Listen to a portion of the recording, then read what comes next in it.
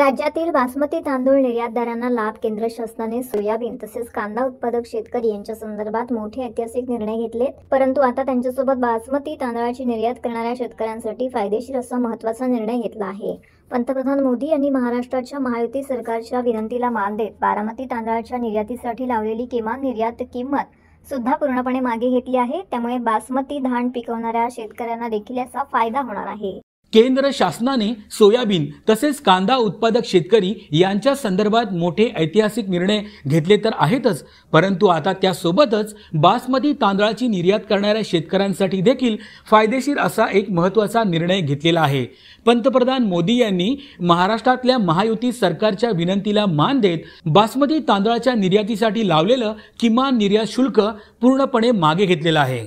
त्यामुळे बासमती धान पिकवणाऱ्या शेतकऱ्यांना देखील याचा फायदा होणार आहे।